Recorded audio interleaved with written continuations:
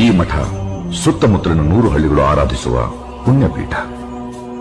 ಸ್ಥಳ ಮಹಿಮೆ ಇರುವ ಈ ಮಠದ ಆದೇಶವನ್ನು ಈ ಊರಿನ ಜನರು ಎಂದಿಗೂ ಮೀರಿದ್ದೇ ಇಲ್ಲ.